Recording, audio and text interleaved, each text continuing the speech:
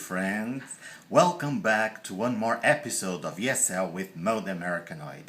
And during this Christmas time, it's nice for us to think about some carols, some songs that inspire and motivate us. One of my favorite songs is called "O Holy Night," and I'm gonna tell you a little bit about it. But the words start like this: "O holy night, the stars are brightly shining. It is the night of the dear Savior's birth. Long lay the world in sin and error pining." And this "in error pining," what does it mean to pine for something or to pine?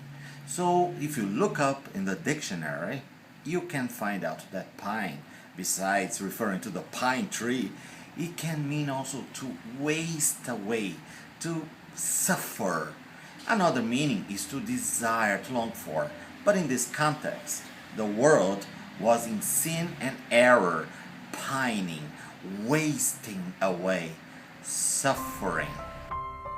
The strange and fascinating story of O Holy Night began in France.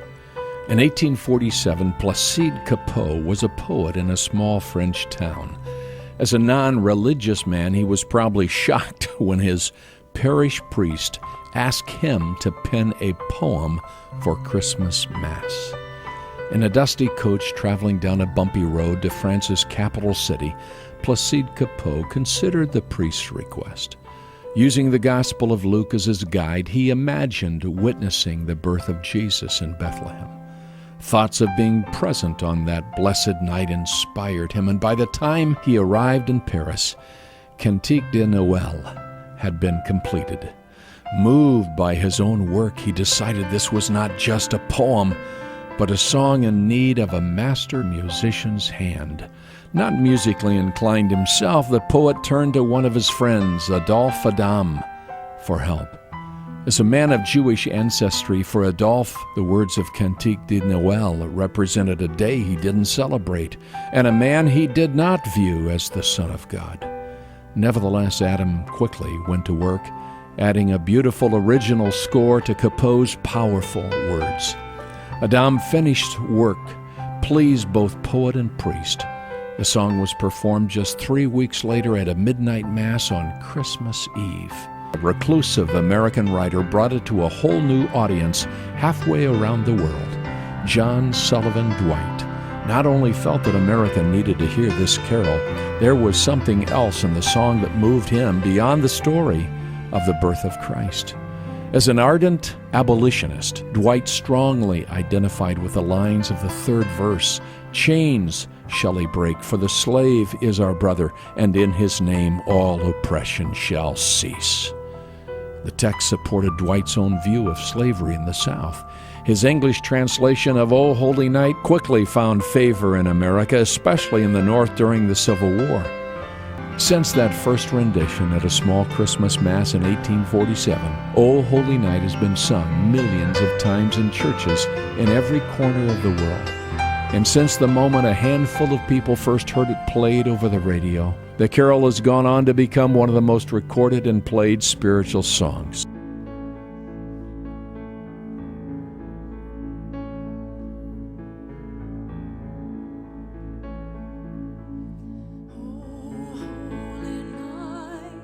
The stars are brightly shining.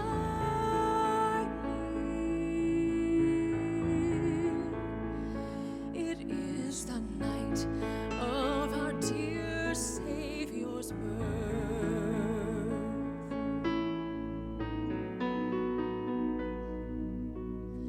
Long lay the world in sin and error pining, till he appeared, and the soul felt its worth.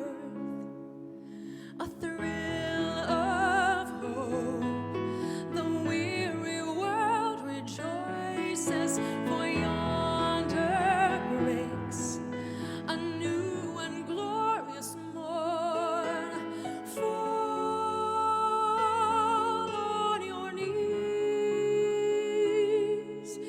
Oh, hear the angel voices.